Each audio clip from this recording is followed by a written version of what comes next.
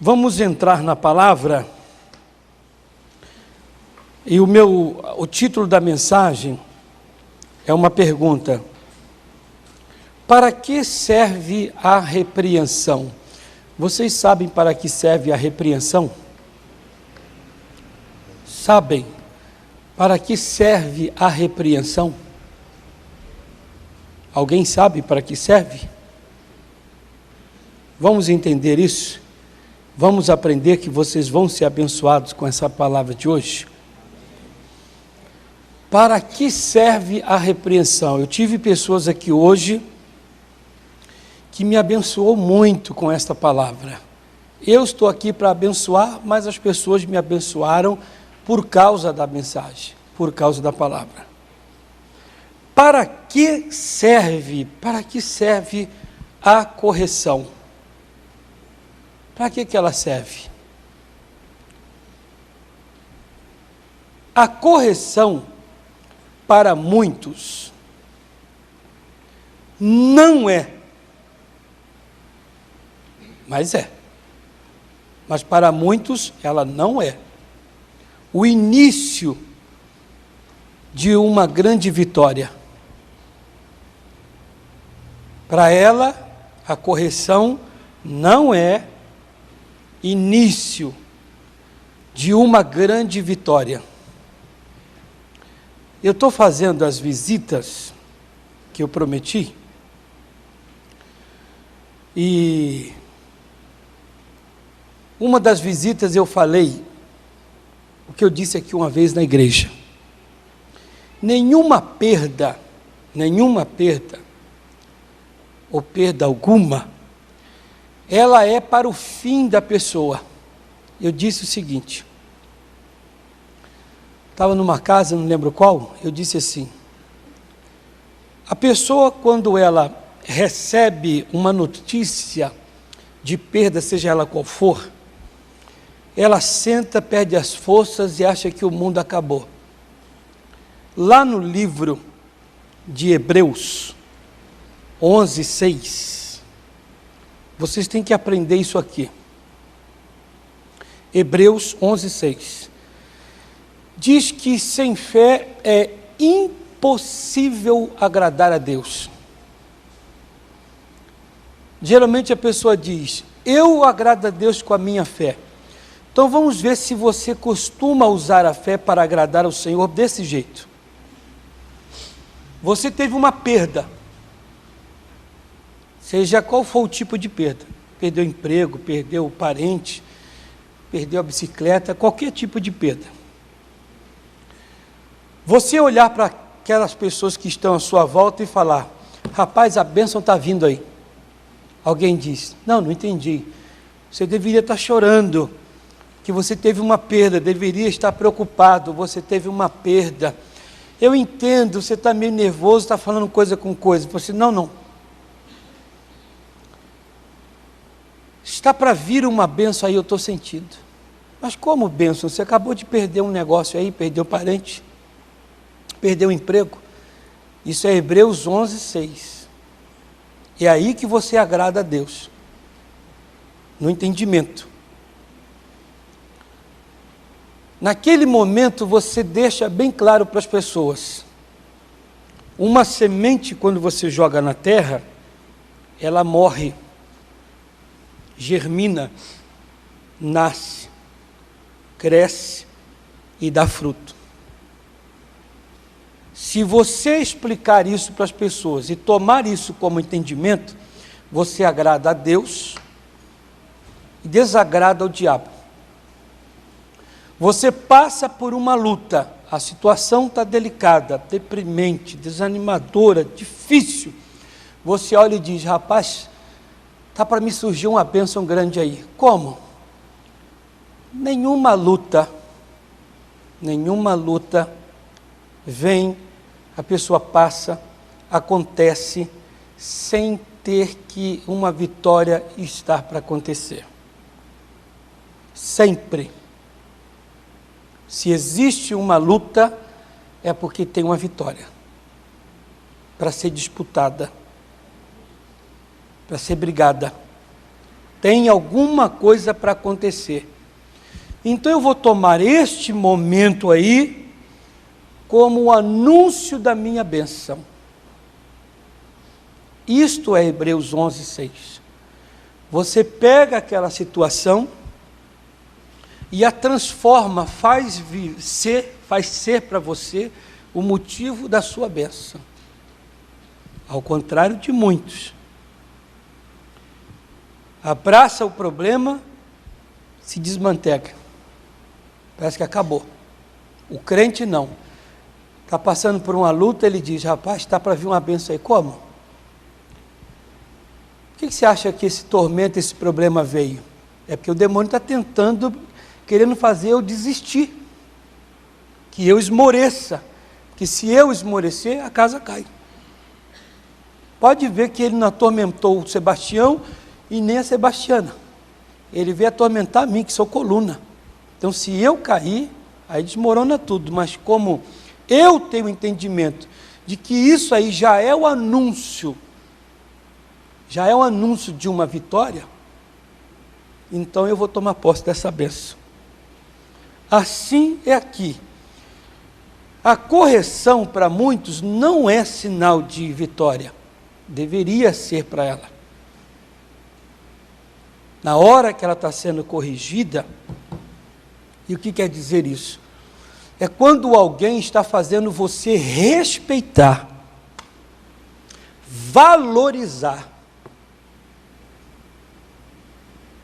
a pessoa, a coisa ou o quê? Exemplo melhor. O seu filho está aqui tem uma planta, está na casa de um parente.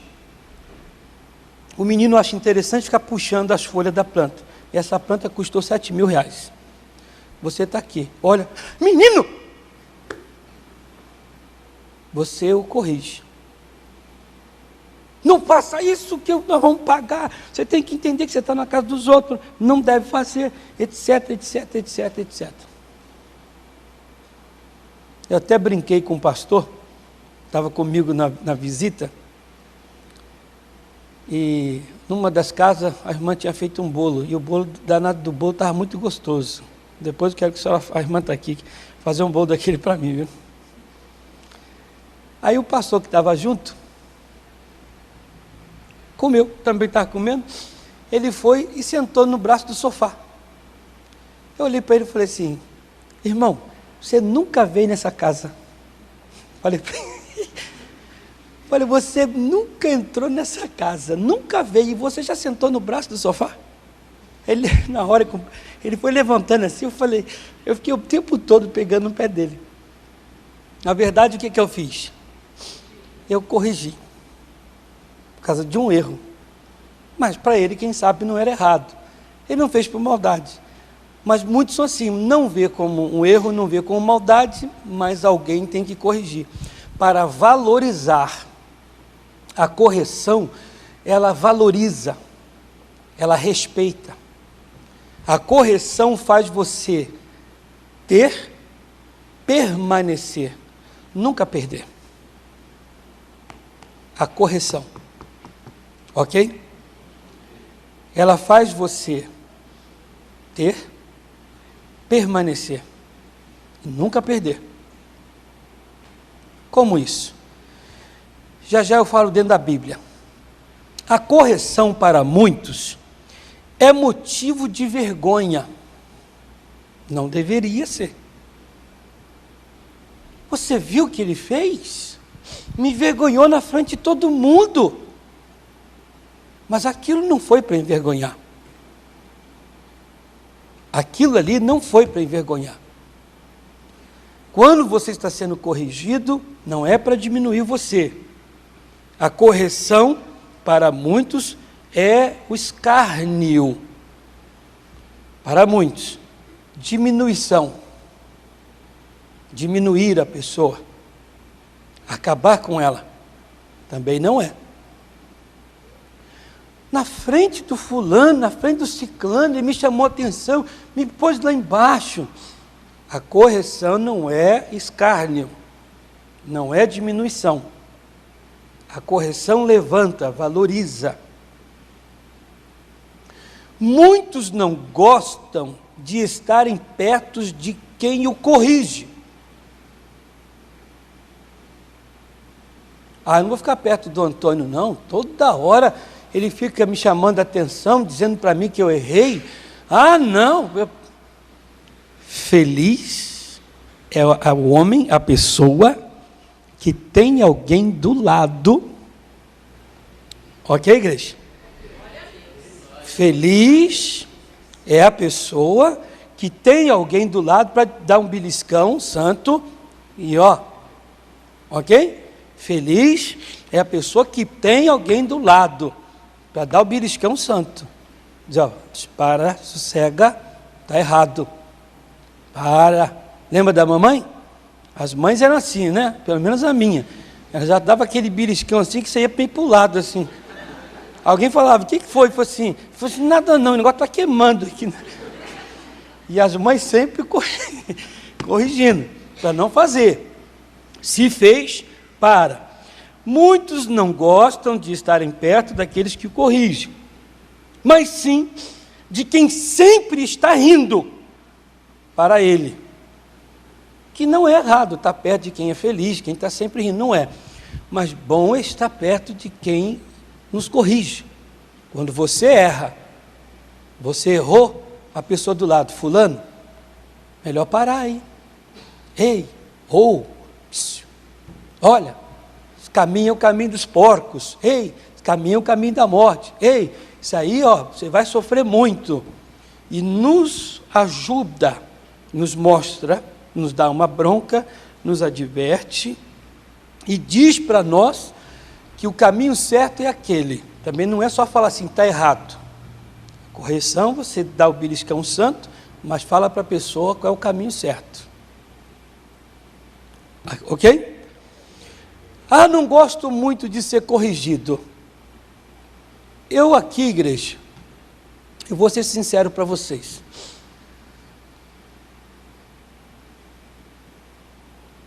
Eu vejo muita coisa, vejo coisas que vocês não conseguem ver. Eu vejo coisas que vocês não conseguem ver. O liderado não enxerga o que o líder enxerga. Mas eu consigo ver pessoas que às vezes ela não aceita ser corrigida. Não aceita. Não aceita que o pastor fale aquilo, não aceita que o pastor... Porque aquilo mexe com a pessoa. Seria, no caso, Deus corrigindo, chegando até ela. Mas no livro de Hebreus, abra lá, 12, verso 6. Hebreus 12, verso 6. Quem vai conseguir abrir rápido aí? Se você achar rápido, você dá um amém, não um glória a Deus bem alto aí, né? Então, Hebreus 12, 6 diz: porque o Senhor corrige. A quem, igreja? O que ama, correto? O Senhor corrige o que ama e açoita a quem o recebe por filho. Então, meus irmãos, quando você perceber, sentir que está sendo corrigido, primeiro que você está fazendo alguma coisa errada. E quando você perceber que está sendo corrigido, isso é sinal de que Deus te amou, está te amando. Não te deixou ao léu, não te abandonou. Mas se você faz as coisas e você sabe que está errado, nós vimos aqui esses dias, Tiago 4,17, aquele que sabe fazer o bem e não faz, comete pecado. Você sabe o que é certo, não faz, sabe que está no pecado, e etc. Aleluia? Então ele diz, eu vou te corrigir, estou te corrigindo. Você diz, Deus me ama. Espera aí, eu estou fazendo umas coisas que eu sei que é errado, mas não tem ninguém e nada, não estou sentindo nada no meu peito como correção. Meu querido, minha querida, é hora de perder as forças e até tremer um pouquinho no modo de falar. Parece que Deus está se afastando de você. Lembra daquela mensagem? Um domingo desde lá atrás, acho que já tem uns 3 anos aí. Minha maior preocupação é quando não mais percebo o meu erro. Essa mensagem ficou na história. Minha maior preocupação é quando não mais percebo, não sinto que estou errado. Mas você sentiu, está sentindo que o que você está fazendo está errado. Mas você não sente, não ouve, você não consegue ouvir, perceber que alguém está querendo ou que queira te corrigir. Então você continua. Você vai. E vai se embrenhando cada vez mais. Daqui para frente, meu irmão, a coisa vai ficar feia para você. Porque nós vamos ver que o fim da história daqueles que não são corrigidos e não aceitam correção, o fim deles não é bom. Quando há correção, nós estamos sendo impedidos de cair.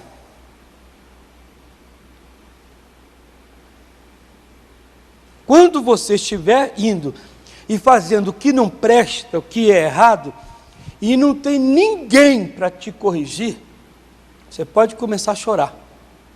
Você está abandonado.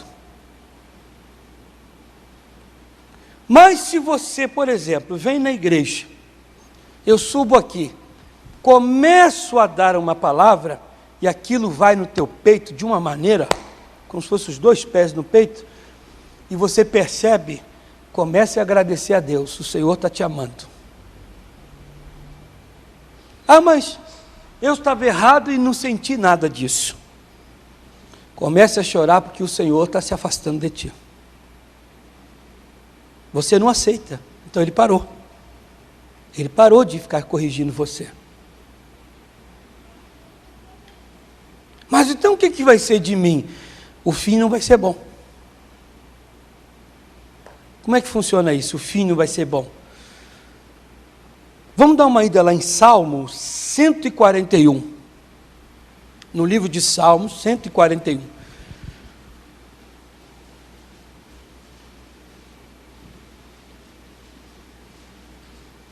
Se achou daquele glória aí. Glória a Deus. E agora foi o mais fácil, vocês demoraram. Salmo 141, 5. Fira-me, o justo, será isso uma benignidade, e repreenda-me, será um excelente óleo que não me quebrará a cabeça. Sabe o que significa correção?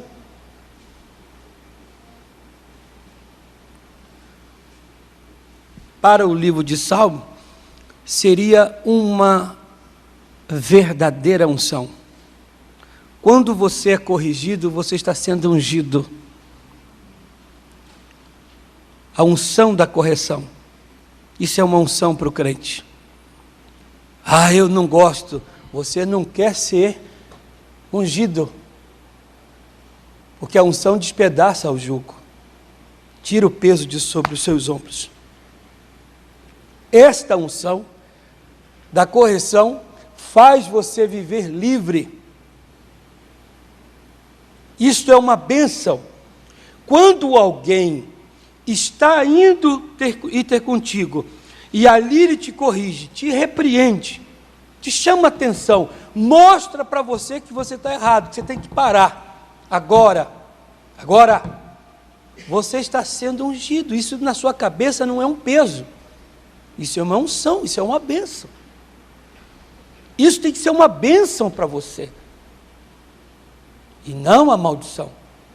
Aqui diz, fira-me o justo, será isso uma benignidade, e repreenda-me, será um excelente óleo que não me quebrará a cabeça, pois a minha oração também ainda continuará nas suas próprias calamidades. Eu disse aqui assim, se toda pessoa que ouvisse, que pudesse ouvir a correção, quando está ali alguém para corrigir, se ela pudesse dar ouvido, nós não teríamos ninguém quebrado nos hospitais, não teríamos ninguém na cadeia, não teríamos ninguém com problema no casamento, não teríamos problemas com os filhos, não teríamos problema em lugar algum. Menino, não sai daí, garoto. Você vai se machucar. Desce, vai para lá. Menino, sai daí, desce dessa laje. Não, eu sei o que eu estou fazendo, pai. Pum, quebra as pernas em vários pedaços e afeta a coluna. Está na cadeira de roda, acabou.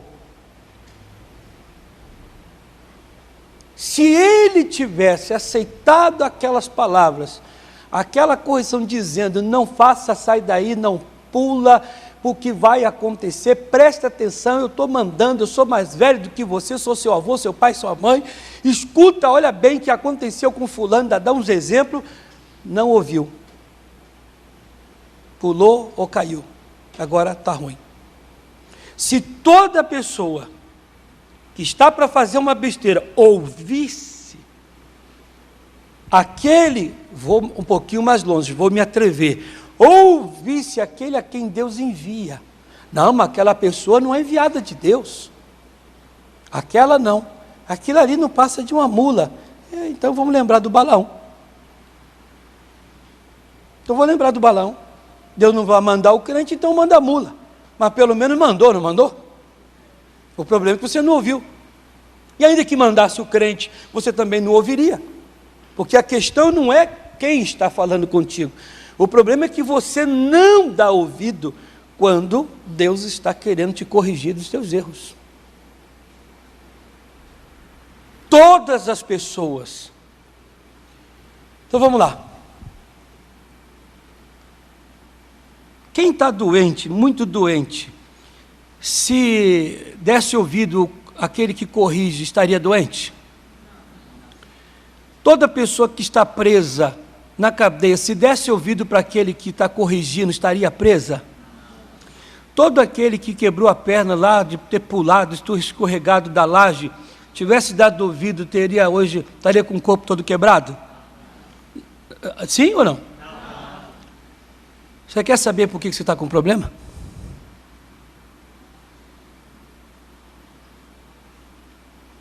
Você quer saber ainda por que você tem um certo problema? Você não quer saber mais, né? Porque já explicou.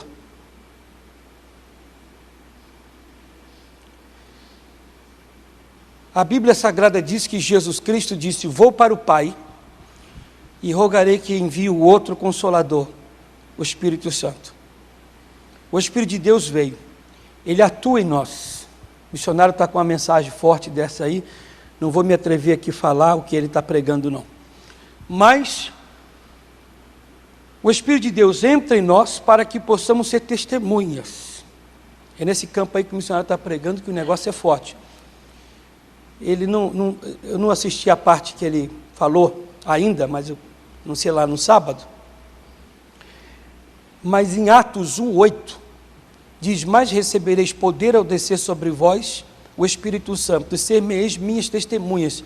No livro Propósito e Pentecoste, do T.L. Osman, ele nos fala, ser testemunha de Jesus Cristo é fazer o que os apóstolos fizeram, tendo o Espírito de Deus. Quem tem o Consolador, tem um Consolador para fazer as obras que os apóstolos fizeram, que o Espírito de Deus manda, transmitindo virtude, poder. Aleluias. Aleluia. Guarda isso aí para vocês. E quando vocês estiverem orando, peça a Deus aí essa virtude para fazer a obra de Deus. Atos 1:8. 1:8. E quem tem esse Espírito, o Espírito de Deus, fugindo um pouquinho aqui, quem tem esse espírito não recusa nenhuma correção, porque ele dentro de nós vai nos consolar e ele mesmo vai falar com a gente. O Espírito de Deus usa alguém para falar com a gente, para nos corrigir. Você estará negando a correção que vem de Deus. Você é mal com você mesmo. Fugi um pouquinho na primeira parte. A segunda, quando ele usa alguém para falar contigo, você não aceita. Você é mal com você mesmo. Quando eu entrei aqui nessa casa, muitos não aceitaram a correção. Não aceitaram mesmo. Se estavam pintando e bordando, fazendo e acontecendo, fazendo coisas que não deviam fazer, eu cheguei com a palavra de Deus. Ah, o outro não pregava? Não, não disse isso. Eu cheguei com a palavra de Deus, com a correção. Ei, pss, pss, pss. Melhor parar. Não, eu não vi o Espírito de Deus aí no Senhor falando comigo que eu deveria. Então, você não viu. E de lá para cá, tem sido uma bênção, você arrebentou, está ótimo, está ótimo. E aquele, e aquela. Porque o que eu mais ouço é, eu estou arrependido de ter saído da igreja, estou arrependido de ter feito tal coisa, eu estou arrependido, estou arrependido. Está arrependido? Por favor, em nome de Jesus, sou teu amigo, você está me assistindo, volte, pastor da fé está aqui para te ajudar, a igreja de portas abertas, aleluias, não perca mais. Eu fiz uma pergunta aqui para as pessoas, no outro culto, de que maneira Deus pode corrigir você? Uma irmã disse assim, pastor, Deus pode corrigir a gente? Nos corrigir, conforme o senhor está pregando, via correção através da vestimenta.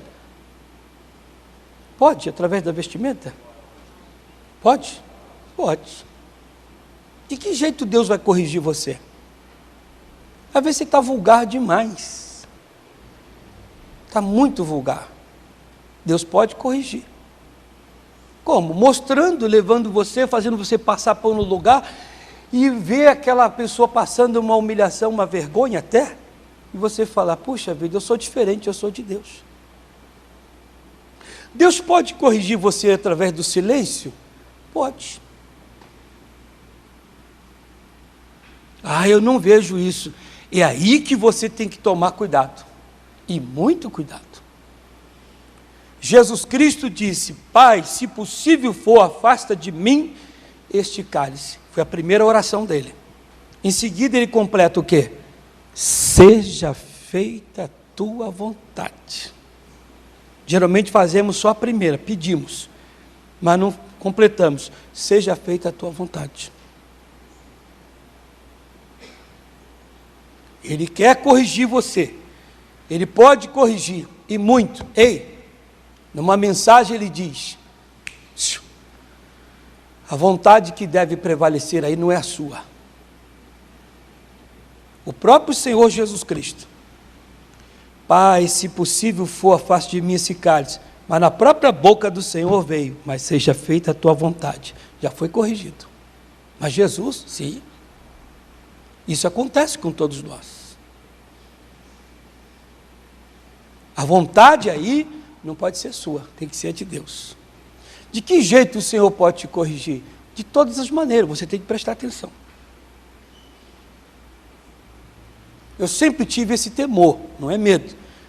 Um dia desse eu falei para minha esposa, um temor que eu tenho no coração é se Deus estiver vindo a mim naquilo que eu preciso e eu não entender, e eu perder.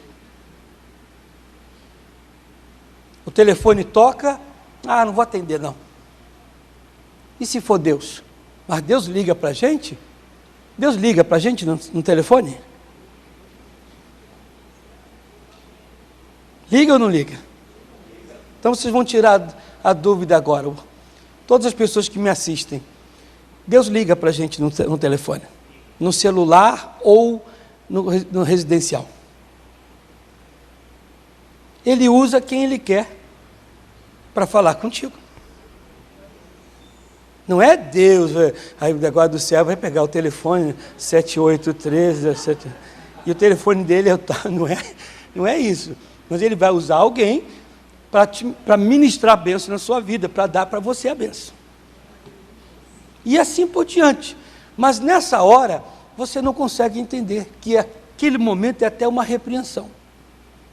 O silêncio. Mas fulano não fala comigo, droga, fica até chateado, porcaria. E aquele silêncio já é para te repreender, para te corrigir. Você fala muito, e etc, etc, etc. É tanta coisa. E até o silêncio Deus pode usar para te corrigir. E se eu não der ouvido? Todos nós sabemos que Judas Iscariotes nasceu para trair a Jesus. Ele foi considerado o filho da perdição. Mas gostaria que observassem o que diz a palavra de Deus em Mateus 26, verso 1. Vamos lá. Logo depois que Jesus corrigiu os discípulos, bem como Judas, ele achou aquilo estopim para fazer o que fez. Mateus 26, verso 1. Olha o que acontece com uma pessoa que não aceita correção. Você sabia que a pessoa que não aceita correção perde tudo, hein, igreja?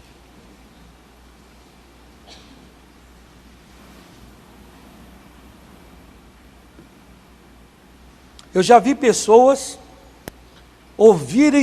passarem por coisas, e a pessoa fala assim, bem, eu achei que ele ia estourar, e não estourou. Achei que queria falar alguma coisa e não falou. E a pessoa continuou com aquilo. Mas a pessoa que provocou, você estava esperando ela acender um fósforo. Mas ela não acendeu. E olha que não era caso de correção. E às vezes tem gente que na correção não aguenta. Versículo 1. E aconteceu que quando Jesus concluiu todos esses discursos, disse aos seus discípulos, bem sabeis que daqui a 2 dias é a Páscoa, e o Filho do Homem será entregue para ser crucificado. Depois, os príncipes dos sacerdotes e os escribas e os anciãos do povo reuniram-se na sala do sumo sacerdote, o qual se chamava Caifás, e consultaram-se mutuamente para prenderem Jesus com dolo e o matarem. Mas diziam, não durante a festa, para que não haja alvoroço entre o povo. Estando Jesus em Betânia, em casa de Simão, o leproso, aproximou-se dele uma mulher com um vaso de alabastro, com unguento de grande valor, e derramou-lo sobre a cabeça, quando ele estava sentado à mesa. E os seus discípulos, vendo isto, indignaram-se, dizendo, por que este desperdício? Pois este unguento podia vender-se por grande preço, e dá-se o dinheiro aos pobres. Jesus, porém, conhecendo isto, disse-lhes, por que afligis esta mulher? Pois praticou uma boa ação para comigo. Porquanto sempre tendes convosco os pobres, mas a mim não me haveis de ter sempre. Ora, derramando ela este unguento sobre o meu corpo, fê-lo preparando-me para o meu sepultamento.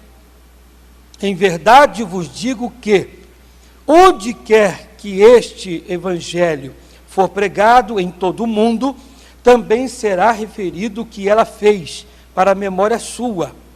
Então um dos 12, chamado Judas Iscariotes, foi ter com os príncipes dos sacerdotes e disse: que me quereis dar? E eu vou-lo entregarei. E eles lhe pesaram 30 moedas de prata. Eu disse para vocês que o Judas é filho da perdição, nasceu para isso. E quem mais revoltou aqui foi o Judas Iscariotes. Quem mais se revoltou foi o Judas. Quando aquela mulher deitou daquele perfume na cabeça de Jesus, fazendo como se fosse lavando com shampoo, e todo aquele carinho e tal, no corpo dele, ele na hora disse: mas que desperdício, mas que coisa, a gente podia pegar esse perfume aí e vender e dar o dinheiro aos pobres, ao pobre bolso dele, do Judas. Mas Jesus Cristo chamou a atenção deles. O que Jesus fez? Corrigiu. Ei, pss, pss, pss. Amigo, vocês estão perturbando essa mulher. Essa mulher está fazendo um bem a mim. Ah, mestre, é que os pobres precisam de ajuda. Amigo, mas os pobres estão aí, vão sempre ser ajudados, vocês vão sempre ajudar. Não se esquenta a cabeça com isso não, mas essa mulher, não é sempre que alguém faz um bem assim a mim, e ela teve oportunidade. Jesus está corrigindo, está chamando a atenção deles, dando uma bronca santa. Vocês não deviam fazer isso, vocês estão envergonhando essa mulher, estão deixando ela sem jeito. O perfume é dela, o que ela está fazendo é ela para comigo, vocês não têm que se meter. E Jesus corrigindo. Ele, o Judas, já tinha no coração, estava com raiva já. Mas aquilo foi um estupim. Aquilo já foi o fósforo perto da pólvora, o fósforo com gás aberto. Quando Jesus chamou a atenção dele e dos outros, dando aquela bronca, aquela correção, ele já ficou bravo e já foi saindo assim, meio de mansinho, já foi indo, já chegou já junto dos príncipes do sacerdote, falou: ó, eu já estou por aqui com aquele homem, que é Jesus. Não aguento mais, está sempre me privando das coisas. Engraçado que nós pregamos, falamos dos apóstolos, das obras benéficas dele. Nós não falamos das obras do Judas, a não ser a traição. Quando Jesus Cristo chamava a atenção, abençoava. Quando Jesus Cristo transmitiu uma bênção, era para todos, mas ele não queria. Aquele que não aceita a correção, também não aceita a bênção. Aquele que não aceita a correção, não pode ter bênção alguma. A bênção nunca entrava nesse homem. Cada dia mais, cada vez mais que Jesus corrigia os discípulos: mas vocês estão brincando comigo? Jesus está lá dormindo na almofada, estão eles lá. Mestre, mestre, mestre, não te dá que pereçamos, Jesus, mas ainda não tem fé. Vocês não falam com esse vento, com esse mar? Mestre, está muito forte. Vento, cala-te, mar, aquieta-te. Poxa vida, estava descansando ali, eu não tenho tempo para descansar nunca, agora que eu tive, esperando com que vocês fizessem, pelo menos fizessem o que eu já fiz, me copiassem. Porque aquilo que é bom pode ser copiado, vocês tinham que ter me copiado, pelo menos. Se vocês nunca me viram falando com o vento ou com o mar, vocês poderiam pensar: peraí, um dia ele fez isso, aquilo, outro mais. Vão estender as mãos aqui para esse mar aí agora, vamos fazer, mas não fizeram. Então Jesus foi lá e deu uma bronca nele. E assim por diante. Sempre naquilo. Só uma correção, uma outra correção. E ele nunca aceitando. Isso aqui foi o estupim. É o fósforo na pólvora. Ah, não aguento mais não. Foi saindo de lado, foi saindo e disse: olha, o que vocês vão me dar aí para entregar esse homem? Amigo, não faça isso. Ah, não aguento mais não. Toda pessoa que não aceita correção é assim. Está sempre querendo prejudicar quem o corrige. Sempre na intenção de prejudicar quem lhe faz o bem.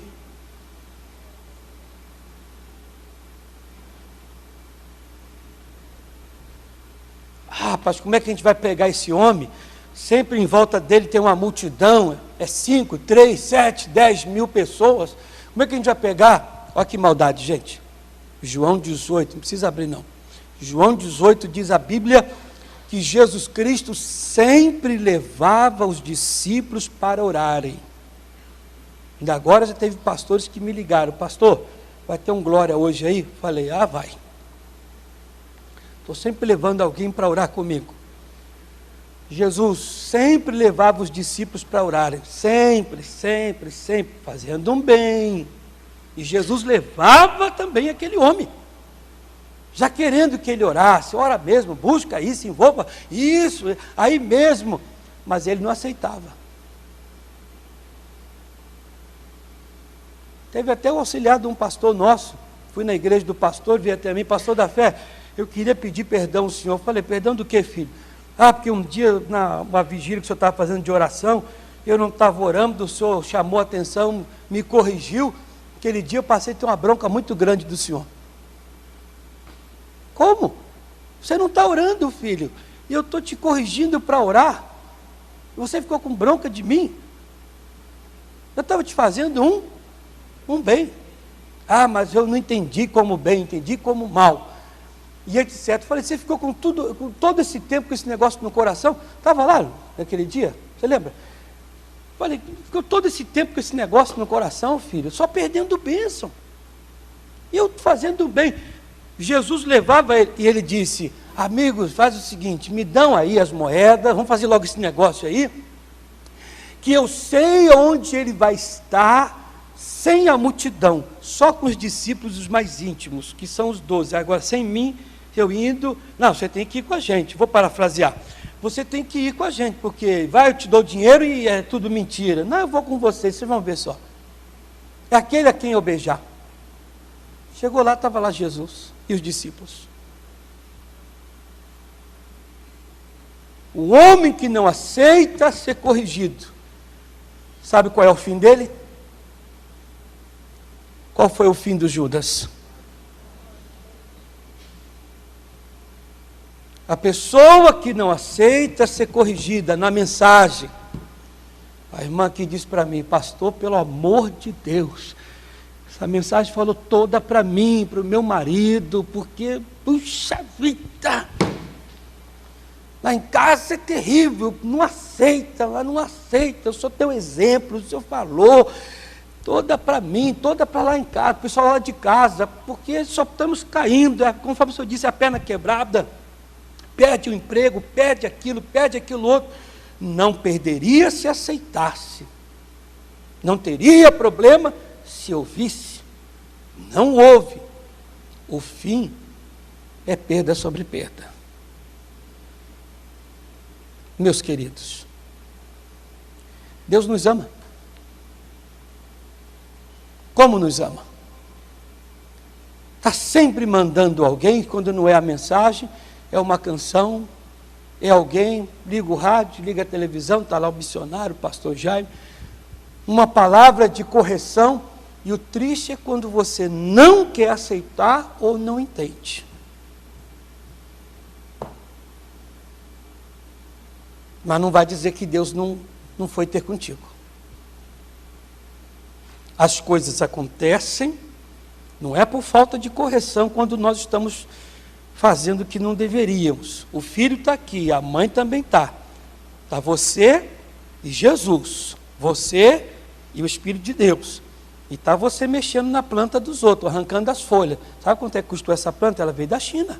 Isso aqui, mexe aquela plantinha, pessoal, que é do Japão. Como é que é? Bonsai? Hã? Bonsai. Zai? Senão os japoneses vão rir de mim na televisão. É bonsai que a turma está falando, hein? Bonsai. Quem errou foi eles. Se está certo também são eles. Aí está lá. Aí a dona da casa: menino, não mete não. Essa planta veio do meu avô do Japão. Você não mexe. Aí a mãe: isso aí vai custar caro. Olha que vergonha que você está fazendo eu passar. E tal. E ele diz, não, me larga, porque eu estou só tirando. Que custa? E arrebenta tudo. Você entende? Tem gente que não aceita. Aí senta no sofá dos outros. Eu falei para o pastor que vou falar na minha igreja, irmão. Você não entrou na casa de ninguém, irmão. A primeira vez que você entra, você senta no braço do sofá. Eu, pelo menos, não sei se é porque eu aprendi que a gente não deve sentar. Minha mãe era bem... Lá em casa ela não gostava que eu botasse nem o pé no sofá. Não sei se na sua casa é assim também, sua mãe... Minha mãe dizia, tira o pé do sofá. Tira o pé do sofá. Sai de cima do braço. Aí a gente caça e depois põe o pé, deita... Aí diz, o sofá é meu, agora eu vou fazer acontecer. Mas os dos outros você não faz. E assim por diante. Meu irmão, aceite a correção. Agora se preocupe, porque Deus pode estar usando um jeito, um meio de te corrigir, e você não entender ou não aceitar. E quem não aceita, só vai perder. Porque nós entendemos como correção assim, ô irmão, você está errado, hein? Isso não é de Deus não, mas Deus pode não falar com você desse jeito. Fiquem todos de pé.